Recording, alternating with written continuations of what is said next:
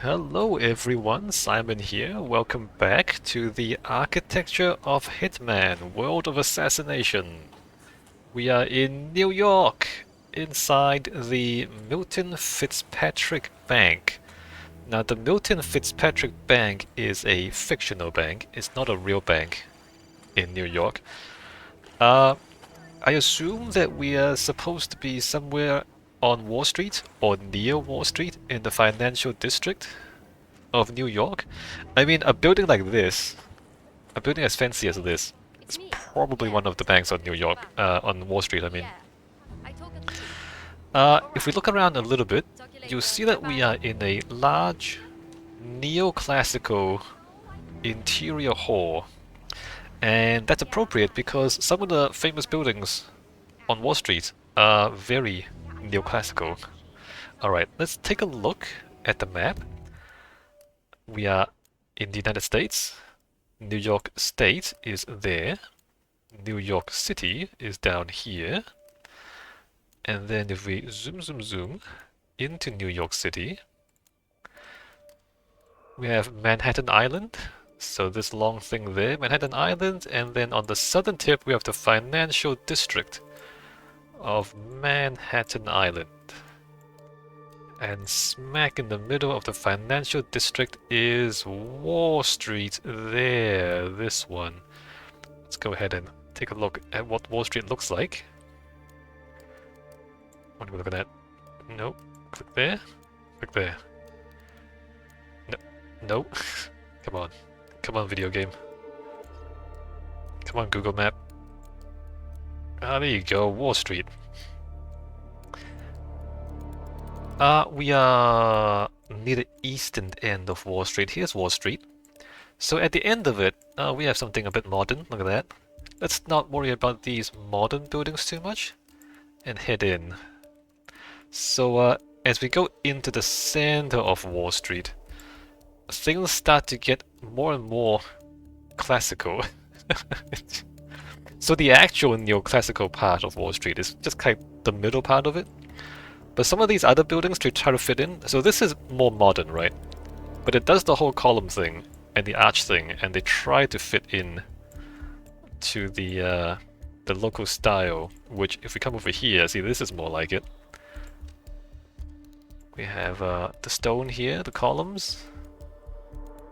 Although this is not quite neoclassical. It's more like it, but it's a bit thin, isn't it? Look how thin these columns actually are. They barely stick out from the windows. So if you look straight at it, it looks like it. But if you look down the side, it's a bit flat. The reason it's flat is because they're trying to maximize floor space, right? Because we're in the middle of New York and land is expensive. So you don't want to spend too much of your land just on columns because that would be a waste of money. So when you build something like this in the middle of New York, you have to think about this stuff. If you're going to spend land area on columns like this, you know you're wasting money. Right? You are wasting money just to look impressive. This is also quite modern, but again, they've kind of adopted the column shapes to make it fit into the local style. Fit into the neighborhood a bit better, right?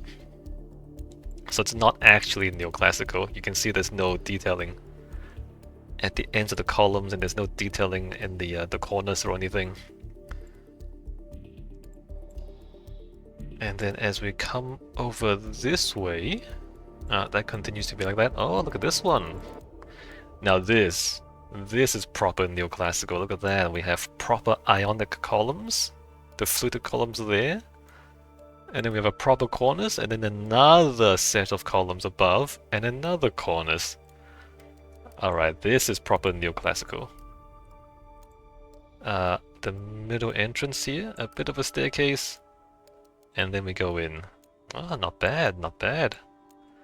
On this side, no columns. But we do have little decorative elements, right? We're not too shabby.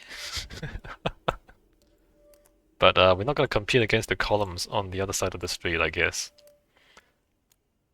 Coming down over here. So this is interesting. So this building is very plain, except for the front door. So they've done a little neoclassical thing on the front door, but then the rest of it is pretty plain. Yeah, I mean, reasonable. Reasonable. If you don't want to spend too much money on ornamentation, I guess just doing the front door is okay. Like, we're not going to fault you for it. We understand you don't want to be a bit practical with your money.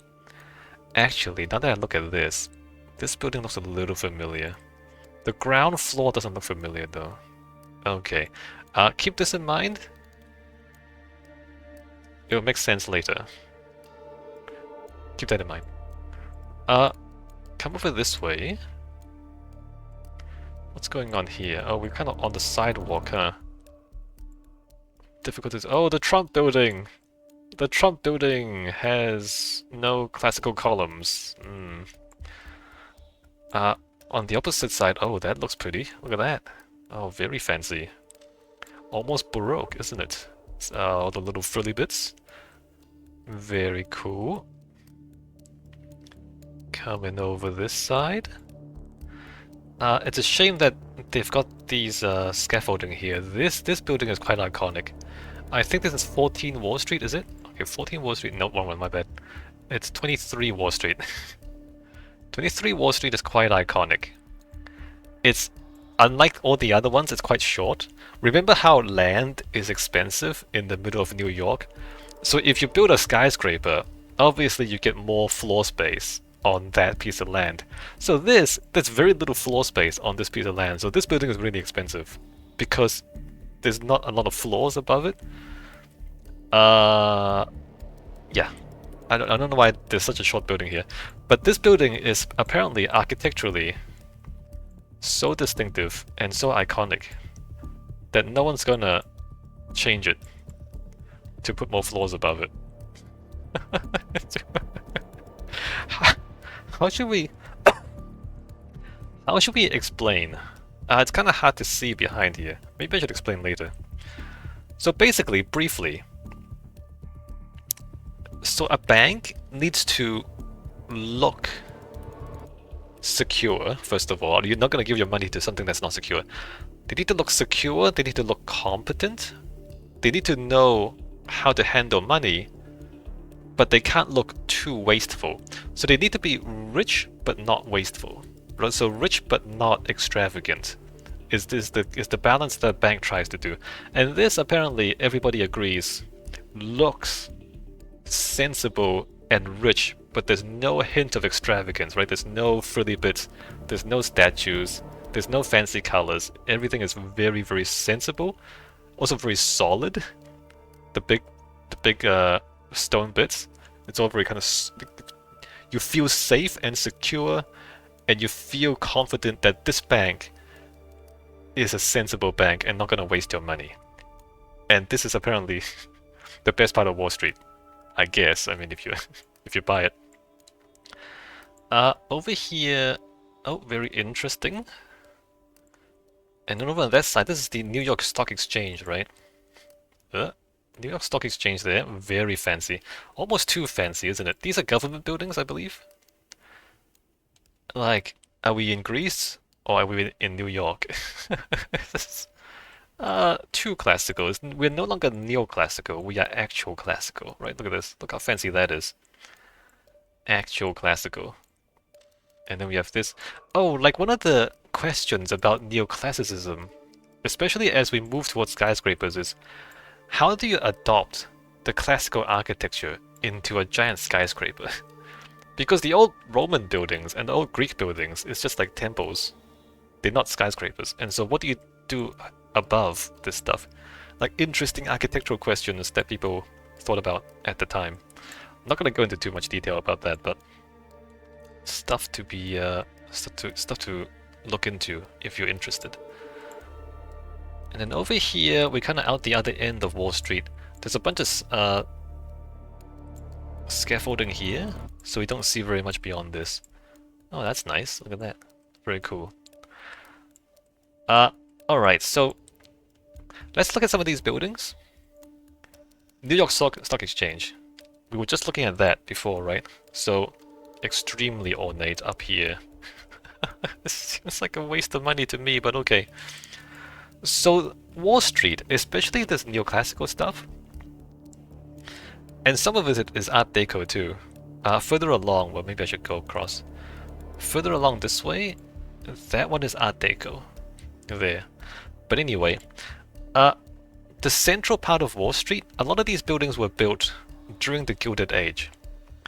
And this was a time in American history when the economy was growing very rapidly and people were making a lot of money very fast. So people were getting very rich very fast.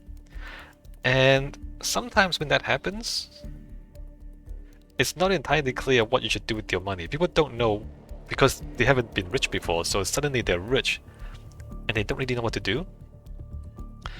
And at the time, these like Gilded Age buildings, they want to, so these like financial institutions, they want to portray themselves as being wealthy. The idea is that you trust a wealthy person with your money because if they're wealthy, then they know how to handle money. Like you don't trust a poor person with your money because they don't know how to handle money, right? They've never been rich before. So we have these buildings where people are trying to make themselves look rich by having these kind of elaborate, ornate, well not really ornate, but elaborate architectural ornamentation and these really like big impressive stone structures just to like make sure you understand they're rich. This is kind of uncommon because what happens was the Gilded Age, and then a few more decades passed, and then the Great Crash happened, and then the Great Depression happened. So after a few more decades, the stock market crashed. The biggest stock market crash ever. And then there was the Great Depression. And then in hindsight, people realized that they trusted their money to people who didn't really know what they were doing because they crashed the stock market. They lost a lot of money. So they got really, really, really rich and then they lost all of it. And so the idea that you should make yourself look rich to convince people to hand you their money for you to manage, that idea kind of went away after the great stock market crash and the Great Depression. And then afterwards, people became more sensible and more concerned about economic fundamentals, so less about how you look and more about fundamentals. And then from that point on, people stopped building really fancy, decorative, neoclassical buildings to express their wealth, but rather it became a lot more sensible, a bit more modest. So that was like the history of, I guess, Wall Street and the architecture of financial institutions, is that for a while there, people just really wanted you to know how rich they were, to convince you to let them handle your money. And then afterwards, they realized that was a mistake.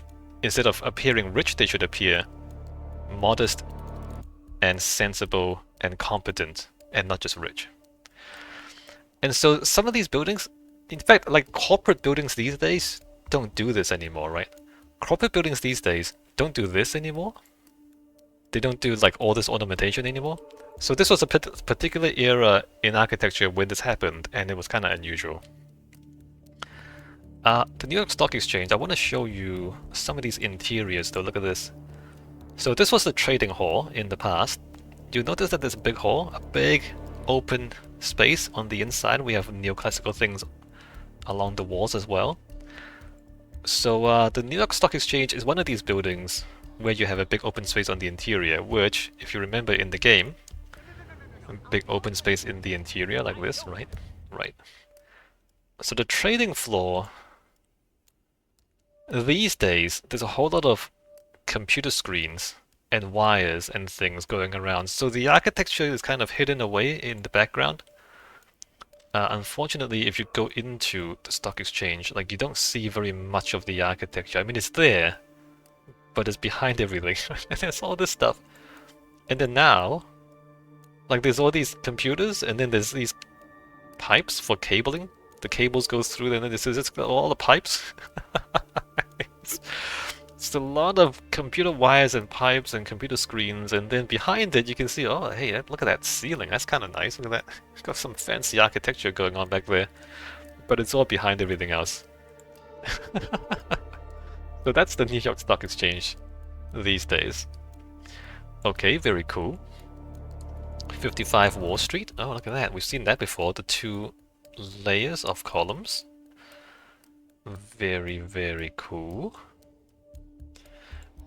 Is this inside? Oh, look at that. Inside again, we have a big tall space with columns on the inside as well. Ah, look at a big neoclassical space on the inside. Like this sort of thing, it really is a waste of money. It's a waste of space is what it is. Because when you'd like have open space, you don't have floors. Floor space you can use for offices, right? Floor space is useful. A big open empty space, not that useful, but it looks cool. So this idea that people at the time built their buildings to look cool and look impressive rather than be sensible. That's what I mean, right? Like you could put more floors there and that would be much more sensible. But they're not trying to be sensible, they're trying to be impressive, right? As you see, like big interior hall, columns all around. And this is meant to be like a bank. What is this? Oh, this is not a bank. This is the National City Bank building, well, kind of. Merchants Exchange?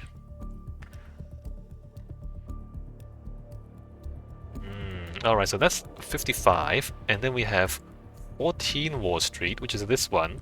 Remember how we said, like, how do you turn classical architecture into a skyscraper? So what they did here is they have the columns down here, and then something, something, something, and then the columns up here, and then a pyramid.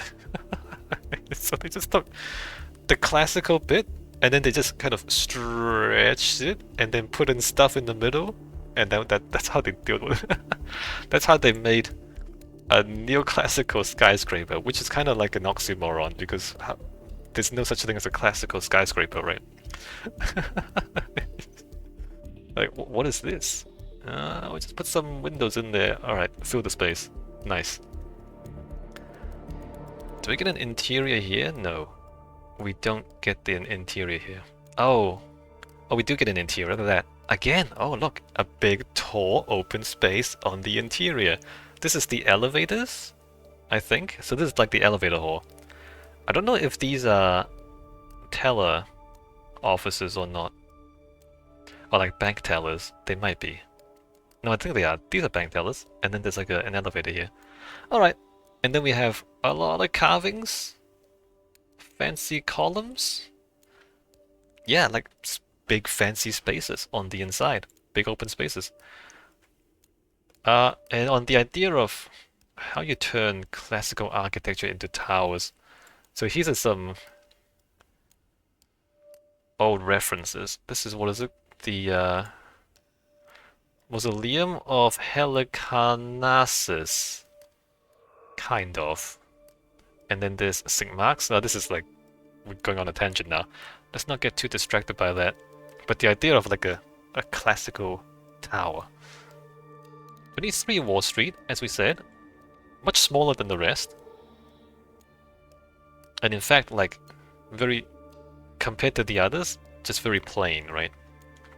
But the idea of it being plain, you know, in hindsight, after the Great Crash, after the Great Depression, people came to appreciate bankers being more plain and less extravagant with their money, right? Just, you know, don't waste my money. And so then this became the style, or the more respected style, compared to this.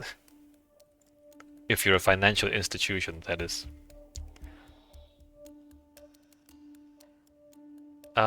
We got an inside? I mean, it's not a big building, but they still have a big, tall interior space. It's not a big building, but they still do it. So partly, okay, it's not just about looking fancy. Before there were widespread electric lights, and even then, like early on, the electric lights didn't work very well. You want to maximize sunlight coming in. And if you have like a low ceiling, the sunlight doesn't come in very far. Like you have a window out here. The sunlight doesn't come in very far. Whereas if you have a taller ceiling, then the sunlight can come in further. You see how that works? Because you just have more space for the sunlight to come in. And so if you rely on the sunlight, you kind of do want taller ceilings to get more light in. So there is some practical reason for that. I'm not sure if this tall is necessary. I'm pretty sure it's not necessary for it to be this tall. But you do see how like the sunlight is coming in one side and it's lighting up the whole space, right? Like the sunlight reaches all the way across because it's tall enough for that sunlight to come in. So there's some practical point to having a tall ceiling. Not that tall though. Maybe like double height is okay, not quadruple height. Anyway. So those are the banks, the kind of neoclassical-ish banks on Wall Street that vaguely look like what we have in game. What some people have noticed though is that the space in game looks like the Grand Central Terminal, which is not on Wall Street, it's somewhere else. But nevertheless, it is still... I was going to say neoclassical, but this is very ornate. This is more like Baroque. This is kind of... So if you ignore the top part, this is convincingly neoclassical. They spend a lot of money on this for some reason. So Grand Central Terminal, the inside looks like that. Oh yeah, I mean I see the point. I see what people are saying. We have the vaulted roof up there. We have columns down the side. Yeah, and then if we go into the game, we have a vaulted roof. Yeah, with columns down the side, kind of. The proportions are different. The proportions in the game are taller even. So it's not quite the same, but you can see similarities. But to be honest, all neoclassical buildings look kind of similar anyway. So it's not like, you've seen one, you see the more. Well, not really, but kind of. So similar-ish? Okay. A big open space on the inside. So this bank, as far as I can tell, is not any specific real-life bank, but it does take inspiration from a number of different buildings. And in fact, it has all the patterns. Like it's neoclassical in style, and it's got a big empty open space on the inside. Okay. It's similar to many of the others. So I just want to like talk about neoclassical architecture. I've been using this word this whole time. What does it mean? So classical architecture refers to ancient Roman architecture and ancient Greek as well. Neoclassical is basically architecture that is inspired by or even a direct recreation of the ancient Roman / ancient Greek architecture. And you do that because this kind of architecture is associated with the power and wealth and success of the Roman Empire. The Roman Empire, I think we can safely say, was the biggest thing Europeans have ever done. It's like, what's the biggest thing Europe has ever done? Oh, the Roman Empire. Yeah. I mean, later on, I mean, there's like the British Empire and other things, but it's not the same, right? The Roman Empire was Europe for a while. And so that style of architecture becomes associated with the power of the Roman Empire, right? And you know, power and wealth and success is exactly the kind of thing that a bank wants to look like. So that's why they use neoclassical architecture, because in your mind you have these associations between this style of architecture and these qualities, right? And the most important thing is the bank wants you to trust them with your money. And trust and confidence is a big thing in finance, right? Like business confidence have real impacts on the economy, which is kind of weird. It's like, oh, do you feel confident? Somehow that makes a difference to like tangible money, resource allocation. So that's how people are. So like confidence, super important in finance. So although they want to portray power and wealth, as I said earlier, they want to portray power and wealth, but they don't want to portray wastefulness. Because if you trust them with your money, you don't want to see them spending on things that are not useful, right? So you notice there aren't any big golden statues, there aren't any fountains, right? There's no big curtains. Like, nothing is extravagant. So the walls are relatively plain.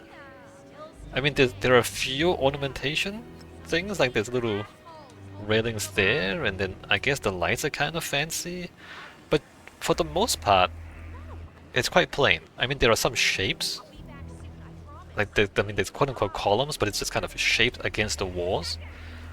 And there's like a few carved columns, but most of the columns are just built out of the stone. So it's not a lot of ornamentation. It's very like muted, restrained, and subtle. So not wasteful, but it's big. And it's definitely big. It's definitely powerful. And so that's the kind of feel, right? That's the kind of that's the idea that the architecture wants to convey to you. Alright, let's go ahead and take a closer look at what we mean. So you notice that there's like a bit of gold. It's not really gold, but it's gold colored metal. Probably like brass or something. Like here, but not a lot of it, right? And then at the door, there's a little bit of this stuff as well. But not a lot of it. And then the logo, but not a lot of it. Most of it is just grey stone, right? This is quite simple. So a little bit of detailing in the lights, but most of it is just simple stone. Simple stone, it has been shaped a little bit. Like you have these little bits sticking out, and this little bit sticking out, and then little columns. But not too much, right? The floor is fancy, look at this.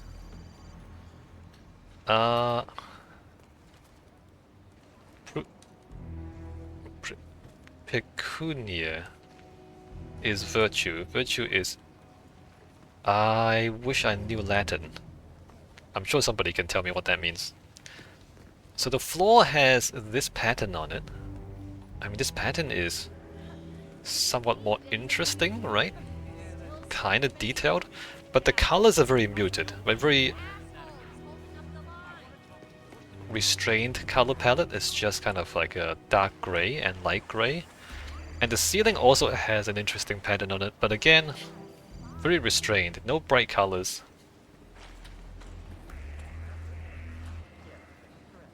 So, like a little bit of gilding, a little bit of shiny metal, and then the rest of it mostly just shades of grey stone. Restrained, right? Enough of the gold stuff to tell you that they're rich, but not so much that you think they're being wasteful, right? You see how that works? And most of the bank is just going to be like this. So we're not going to talk too much about the detailing later on. We have like columns and arches, inside more columns and more arches. Sensible, nothing too remarkable. Okay, let's walk around the whole bank. So the main entrance is here. Right, we come in fact, what's over here? Oh, that ceiling is more interesting. That's quite ornate, isn't it, actually? Alright, so the main entrance comes in here, and then we have the big hall. This is the teller hall. The bank tellers are there. Really, I feel like it's a waste of space to have such a big hall for just tellers. But you wanna, like, impress your customers, right? And this big space usually impresses the customers. Over here we have a toilet. Very plain. Extremely plain. Do we need to say anything about the space in there? Not really. We have some offices here. Oh, modern furniture. Oh, this is a big ass table. The furniture is quite modern. I guess you want that, right?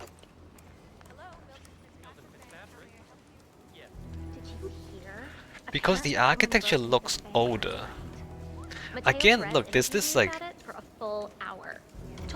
This is contradiction, I guess, where you want to... You know, you want the architecture to look old, so it's like, oh, we've been here for a long time, we know what we're doing. On the other hand, you want some parts of it to be modern, so you say, okay, we're up with the times, we're dynamic, we know what we're doing, like we're up to date. If the furniture was also old, you might think, well, do they really know what the modern world is about? So again, like, you know, these contradictions in the bank where you want to look rich but not wasteful. You want to look like you're traditional but not old-fashioned. Or like, want to look traditional but not obsolete. So you kind of this fine line between these things, right?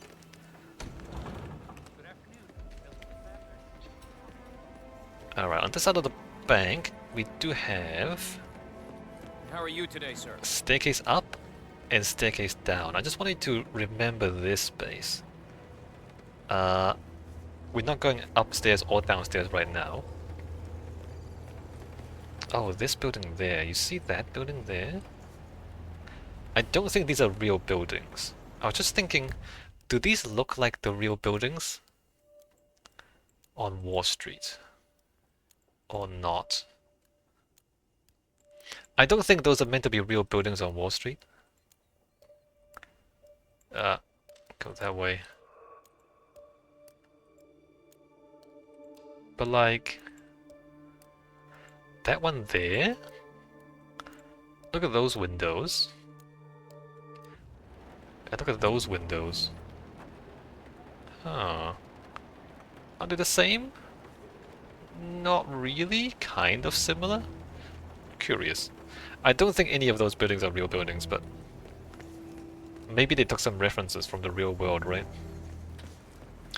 Alright, so behind the tellers, we have some, like meeting rooms. So if you wanna talk to your bank representative in private... Oh, fancy! Fancy glass that turns opaque when you press a button. And then at the back of the hall, we have downstairs the vault. We're not going down there yet. And then we have upstairs into the interior of the bank. We're not gonna go in there yet, so keep this in mind, right? And might as well take a look at the main hall from here. Ah, very cool. It's bigger than it needs to be. It's taller than it needs to be. Like, if it was only 2/3 as tall, you have the same effect, I feel like. I feel like it would be just as impressive being 2/3 as tall.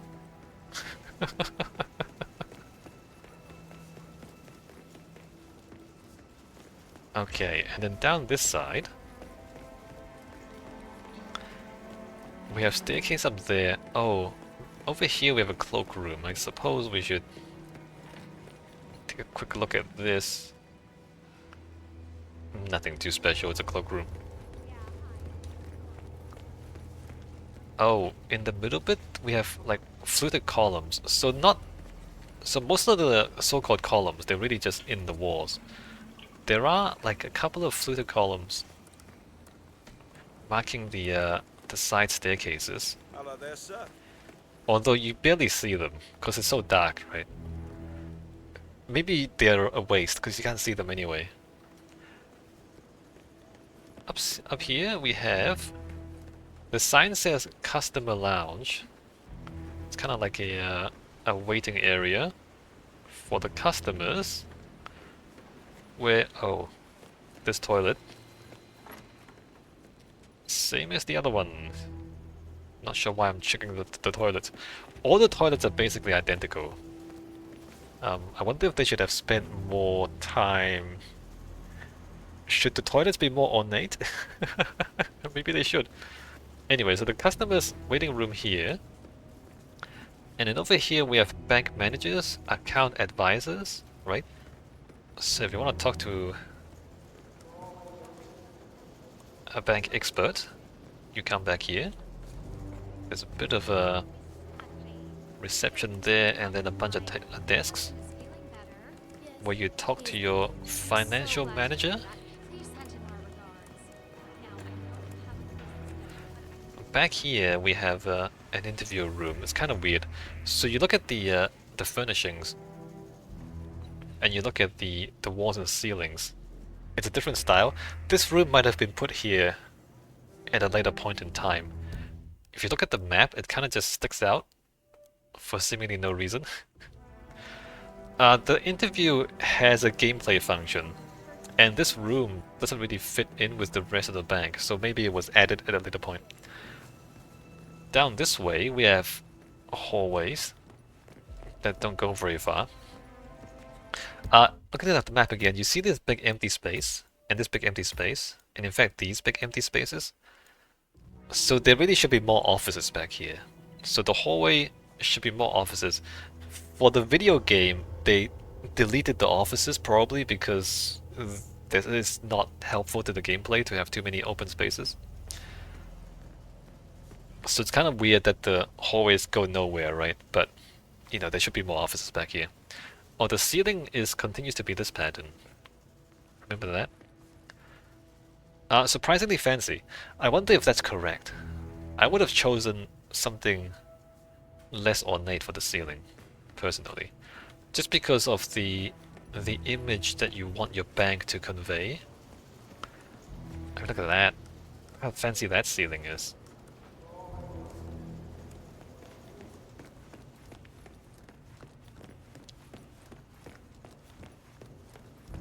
If we come this way, we come back here, this is the main hall again. Remember this staircase?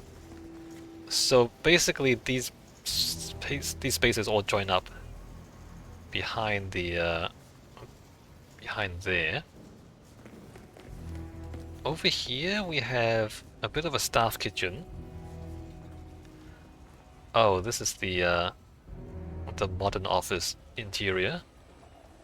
Staff kitchen and a staff break room.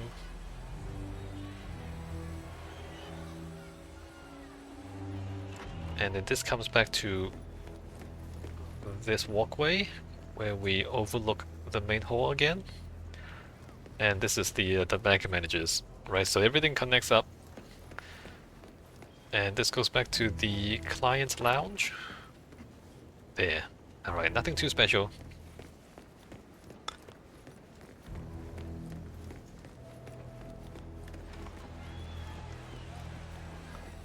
Back through the staff rooms. So I would imagine if there were more offices back that way, it'd probably be more of this stuff. Probably. Might not be though. Back there we have staircase up. Not going up there yet, coming this way instead. We have a piece of my mind. Stuff piled up. This place everything. Storage. Unremarkable storage. And then this walkway, again, there probably should be more offices in this direction, behind those walls. Again, we have a symmetrical walkway, overlooking the main hall, which turns this way and comes down back to here. Remember these stairs on this side? Going up and down?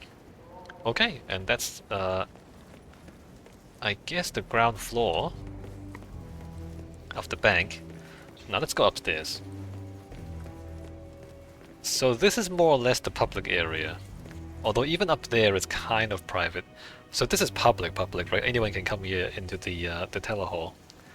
The public kind of comes up there, goes up there to talk to bank managers if you have business with the bank managers. But if we come up this way, this is definitely not public areas.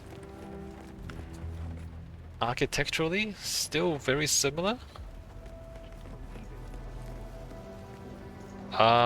We have a whole lot of documents spilled up into the corridors. Interesting. Less less organized, more chaotic.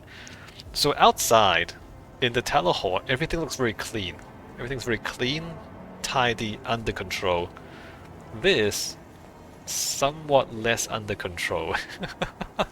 so the public image is, oh, we are in control. And then once you get into the back corridors, you realize they're not in control. They're not in control. Oh, what's happening? There's paper everywhere. We don't know what's going on.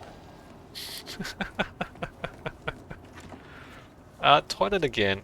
I swear the toilet's basically just copy and pasted. I don't know if they should spend more time on the toilets or not. We do have a security room here. Nothing too remarkable. But the security room does guard this. This is stairs upstairs again. So you have to get past the security to head upstairs. Over here, as we said, we have a bunch of paperwork spilling into the corridors. Not a reassuring sign. Storage, unremarkable. And then over in this direction, we have the investment area. So the investment area is also a little bit messy, but they are working very hard, trying to make money.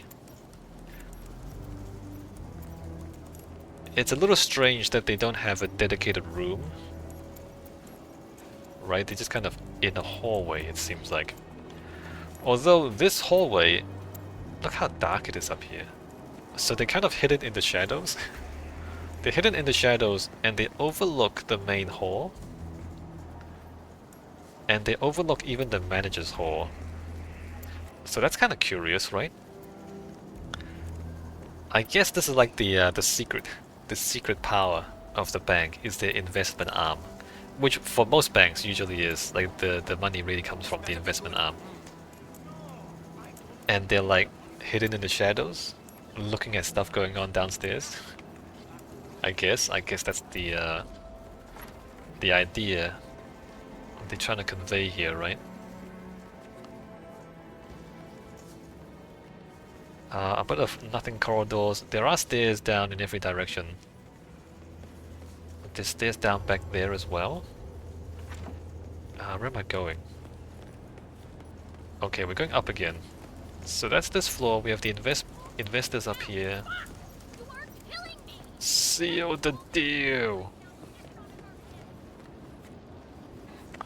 Up here, a staircase up. Oh, the ceiling has changed. Interesting. It's a different ceiling pattern from that. Not sure if that's a significant detail. Alright, past all this, upstairs. Upstairs is the executive, or executives. So here, the stone transitions into this dark timber paneling. Look at that. Oh, much darker. And look at the flooring. Oh, interesting. So the timber is interesting. Not that you really notice it in the game, but in the real world, stone echoes. Like, because stone is very hard, and any sound will reflect strongly. And so when you have like a stone room, it reverberates a lot. And so you're kind of incentivized to stay quiet, because otherwise, like any sound you make reverberates, right? Whereas if you line the walls with timber, then the sound doesn't reverberate as hard. So it's softer. Like, so acoustically, the timber space would be softer than the hard stone spaces down below. But given that we don't have those acoustic effects in the game, I don't know if that's a significant architectural design decision for the video game. It is darker though. And maybe darker, more secretive, like higher contrast. Maybe a little more mysterious because it's darker, I guess. That light. Cool light, right? By the way, that light might be inspired by... Was it the Grand Central Terminal? So the side room... The Vanderbilt Hall of the Grand Central Terminal has lights like that. Oh no, these are the same lights. Well, not quite. So upper bits, those are different. Are they still there? Oh, they're still there. So the top bit is different, but this bit is very similar, right? Look at that. Oh, there you go. Wait, no. 1, 2, 3. There's 3 rings there, but there's 4 rings there. Ah, slightly different, but quite similar. Anyway, just a note. Here we have the conference room, or the boardroom. Carpets, again, softer than the stone downstairs. The boardroom has been overtaken by pizza and paperwork. Has anyone seen the Jameson TA? Things are not under control here. A minute ago. Yeah, no, I think actually the wooden paneling is just to make the space darker. And as you go in, I think you'll understand. So here we have the secretary for the director. There's a little bit of a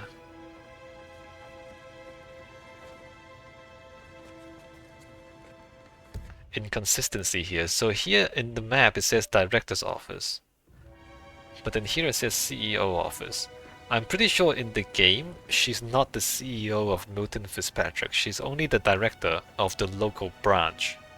So she doesn't own the whole thing. So that sign is probably wrong. Anyway. The secretary's desk, I guess there's nothing too much to say about it. Fancy lights behind him though. So you come through here and we have the director's office. Oh, look at that. Interesting. And we have like a giant clock behind the director's table and chair. Isn't that crazy? So this is kind of interesting. I had some notes. What did I say about this?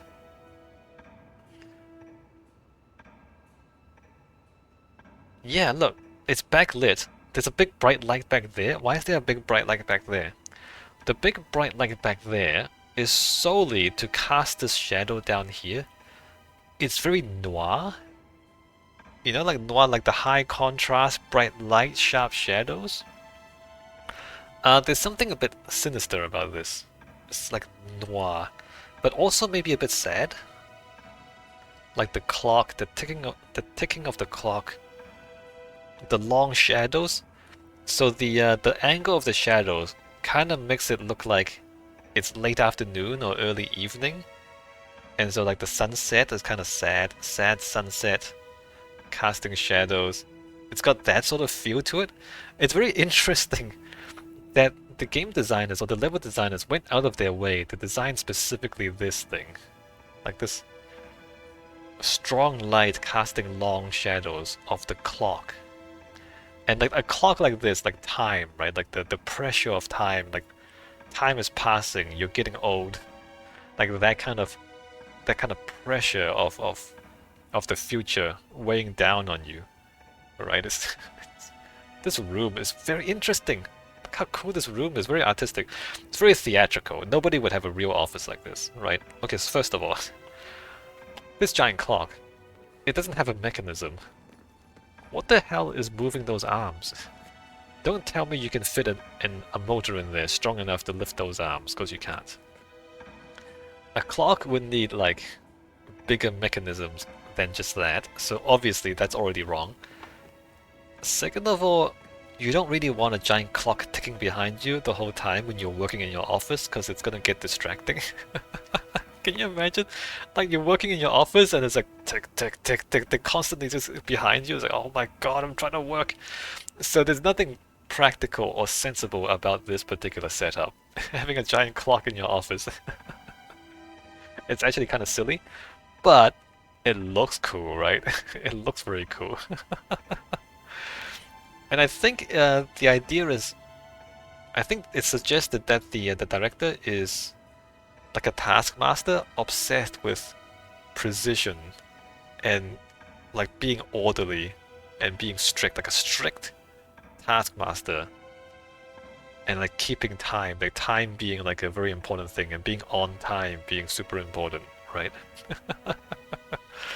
So the theatrics of this room I like a lot. Is it practical? No, not at all. Not at all. But very interesting. And even this, like they turned off this light, and then they have those lights in the ceiling. Look how high contrast that is. Like it hurts your eyes, right? High contrast recessed lighting. They remove this because those lights, they only light the floor, right? Because they're kind of pointing straight down, and in fact they don't even light the floor. You don't see any light down here. I don't think those actually do anything. So you turn this off, so then the contrast of the shadows being cast from that thing, like I don't know why there's that thing up in the ceiling outside. That doesn't make any sense. But that creates these shadows, and turning off these lights creates this contrast, right? So it's all theatrics. It's all theatrics. But it's very cool. Very, very cool. The pressure of the ticking clock just kind of weighing down on you. Awesome. Alright, so here we have a bit of a sitting area. I guess if you want a nicer meeting, if you don't want a severe meeting here, you know, looking into that light, you can have a nicer meeting here on the couches. Some shelves. Back here there's a bit of a... Not sure what this room is. There's clothing back here. Is this a wardrobe? I guess this is a wardrobe? With wine? So I guess she's not this severe all the time. Oh, columns too. Anything to say about these columns? Not really. Except it makes the space more intimidating. This leads to the boardroom. Right, she has her own private entry into the boardroom. But also back here, there's this little hidden space. Look at that painting. There's a painting of a woman riding a horse. And this is hidden away.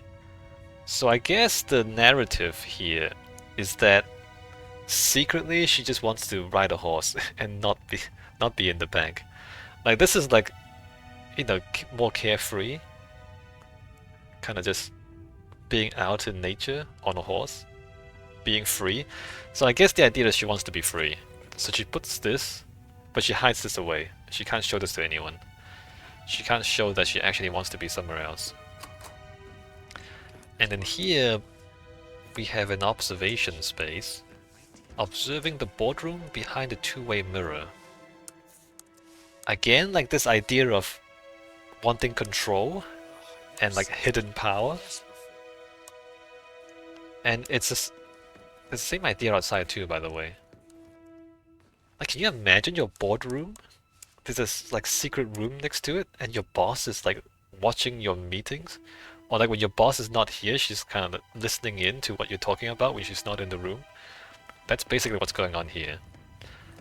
And also up here, this giant clock, she can also look down at that.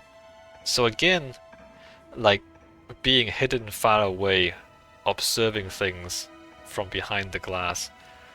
So this kind of power and control from behind the shadows. Oh, very cool idea. Like very not practical with that bright light shining straight into your face like that. But stylistically very cool. Very theatrical, right? Nice. Well, you know, I like it. It's a little silly, but I like it. I like a good noir movie, you know what I mean? Even if it's exaggerated, unrealistic, sometimes the style, you appreciate just the style of it, right? Okay, so that's all the upstairs bit. Let's go downstairs. Remember that vault? Let's try and find our way down to the vault. Downstairs, downstairs, downstairs.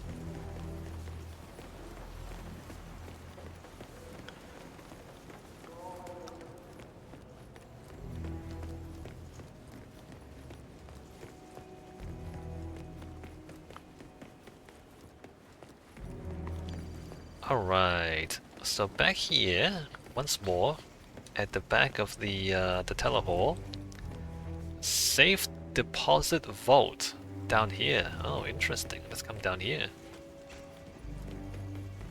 And then the ceilings are no longer ornate. Everything's much plainer down here. Looking good today, sir. A dude with a gun. Oh, and then oh, look at this lighting, crazy. This is different lighting. So the this is like harsh fluorescent tube lighting. Emphasis on harsh, right? So the like in movies, I guess, like high security areas often have harsh lighting, just because it feels harsh. It feels like you're being oppressed by the light because of like this kind of bright, unnatural fluorescent light. Whereas like a warm yellow glow would not be oppressive like this. So the oppressive feel of the lighting makes you feel like this is like a high security place where you are being watched all the time. Again, it's like a theatric thing. I don't know if it's really necessary to put this in your safe deposit vault, but it feels high security. The actual safe deposit boxes are in rooms like this. Nothing too much to say about it. Just walls filled with secure drawers. It's the same in the other two rooms. The game doesn't want us to go in there though, because for the gameplay there's stuff going on inside. So I can't get in there without people getting angry at me, but they're just the same things again. Behind the secure deposit, the safe deposit, there is the bank vault. Oh, look at that. Very fancy. We have lost all of the ornamentation except for the marble floors. But now this is just function, right? Look, there's black. Is that painted black? Just stone and a giant ass door. So behind here, there's a security space watching the vault all the time. Let me come back this way. Security. In through here. Interesting, there's two doors. And there's a light there too.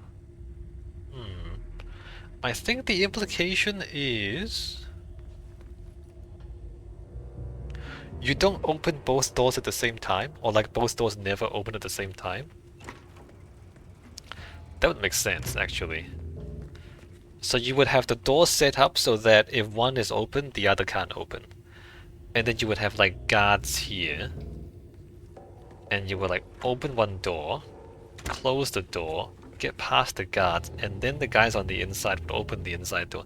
Just for that's the security protocol, right? And I think of that because of that light.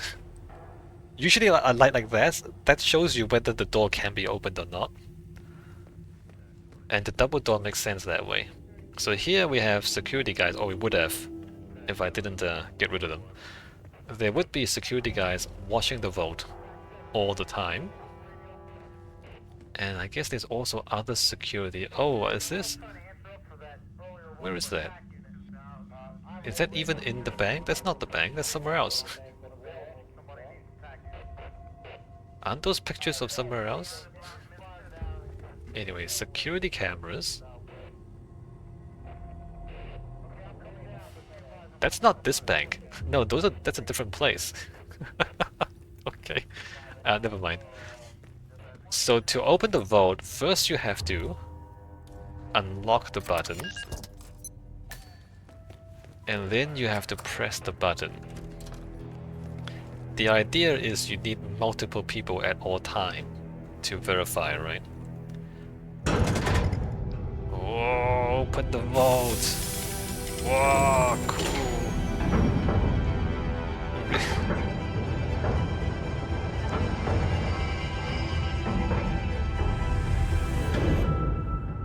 Again, Great work, 47. You now have access to the vault. I do indeed. Again, very theatrical.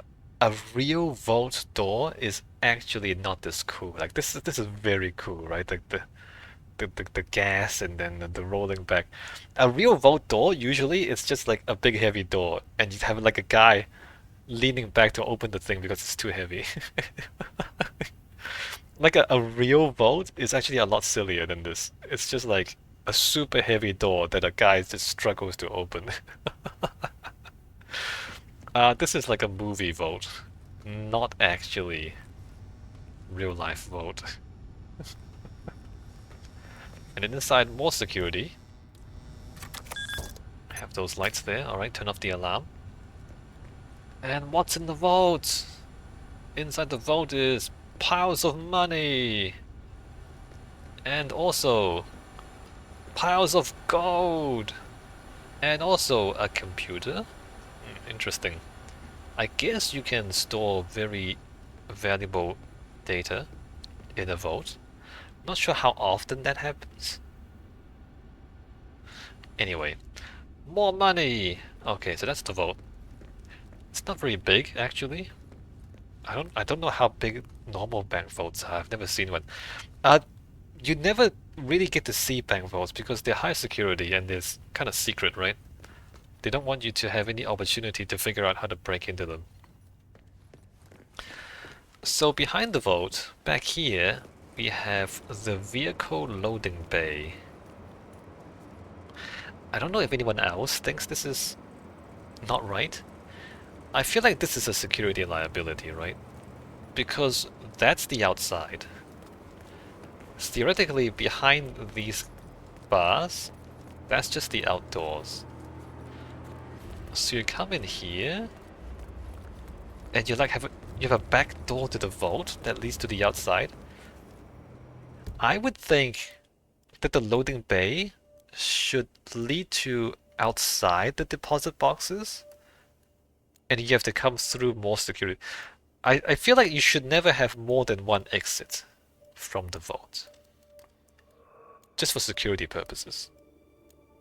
Maybe I'm wrong. Or maybe at the very least have the loading bay come out here? Not in here. There really should only be one way in and one way out. At the moment there's two ways in.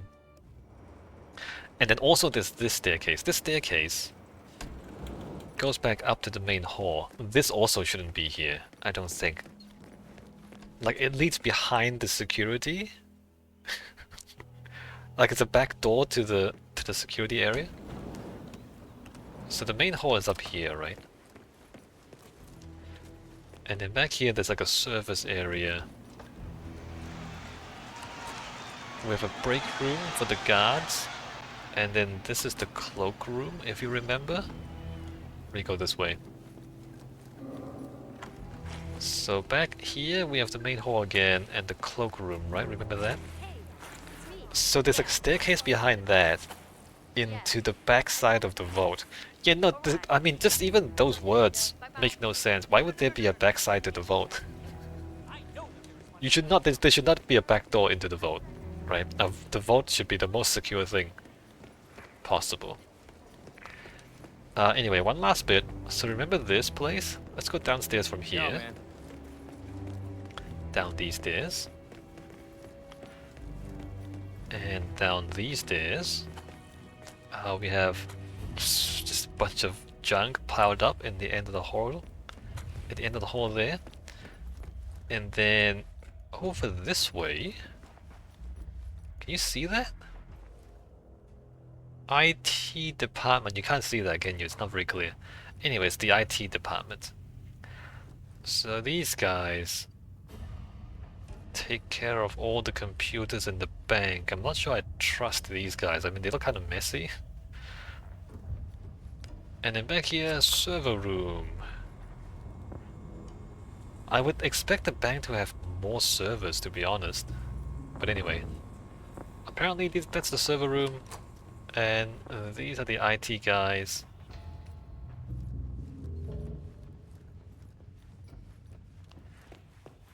Over here we have another storage. And then this leads into the safe deposit boxes. Why is there a back door into the safe deposit boxes? It doesn't make any sense. Okay, so about this. I need to talk about this. This is a video game, right? This is a video game about a bank heist. Like this mission, one of the objectives of this mission is to break into the vault.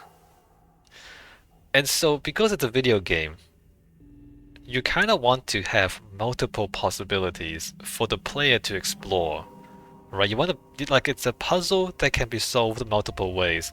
That's Hitman. Hitman is basically puzzles that can be solved multiple ways. And the fun of the game is to kind of just figure out the puzzles. And so the vault being one of the major objectives of the puzzle, there are multiple ways to get into the vault.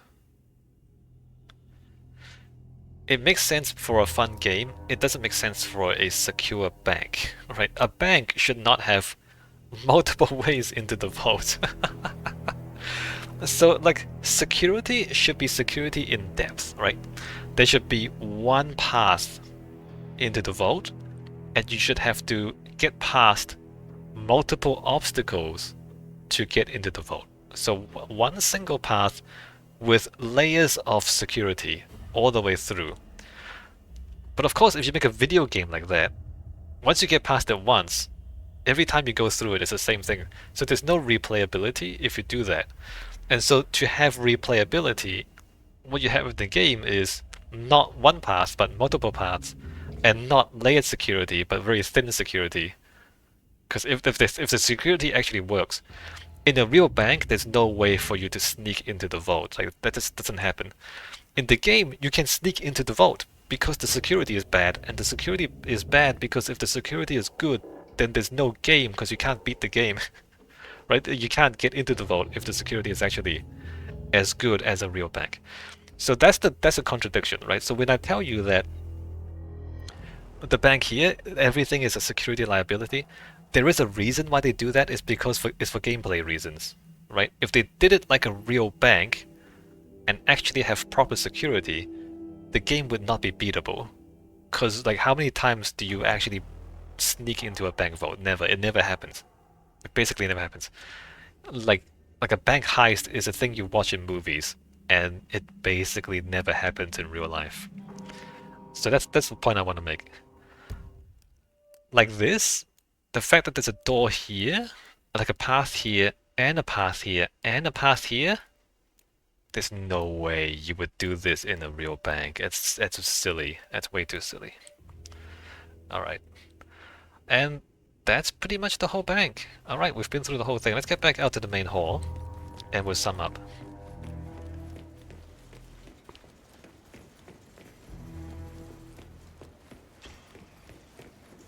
Ah, look at this space. So big and so empty. And that's that clock. Oh, the light. Can we see the light from here? Remember that light that just shines straight at the clock? Do I know him? It's that thing there. Like, why is there a big bright light in the middle of the ceiling? Doesn't make any sense. It's purely for theatrics.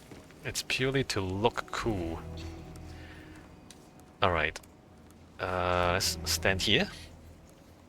Okay, so that is the Milton-Fitzpatrick Bank in New York. Not a real bank, but vaguely reminiscent of a number of different financial buildings in New York. It has most of the parts of a real bank, I guess. Like, it's got a vault, okay. It's got tellers, it's got bank managers, it's got offices, investments.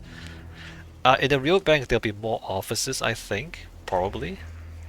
And maybe a bigger vault, probably.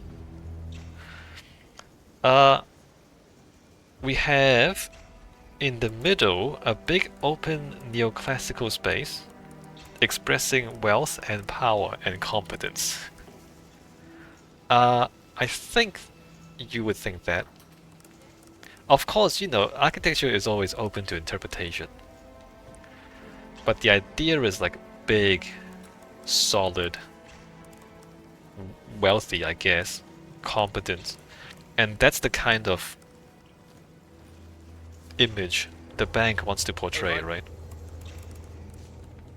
Where's he going? And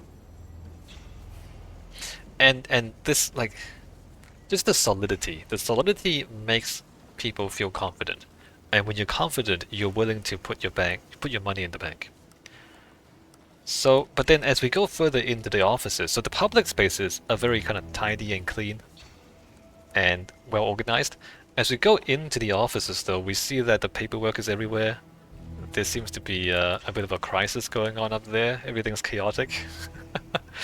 So the public image is very confident and very secure and very competent, but like the reality on the inside is a lot more chaotic. And then we get into the director's office behind that clock there, and like it's dark and high contrast, and then you have this kind of noir thing going on with the light and the clock.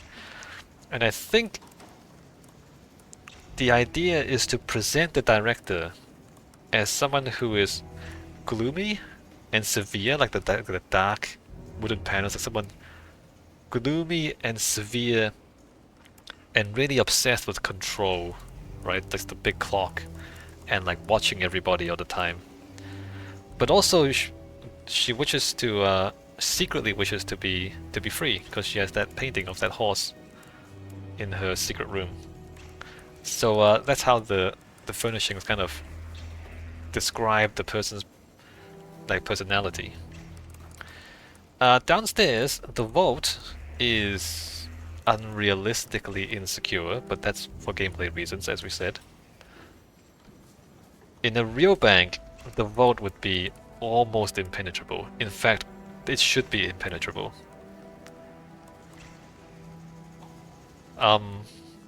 If you like look at proper bank heists, like not bank heist movies, but real world bank heists, like a properly built bank vault, if they get through the security, it's because they have somebody helping them. Like if they've compromised the security personnel, and that's how they get in, usually. Otherwise, it's almost impossible to get into a bank vault.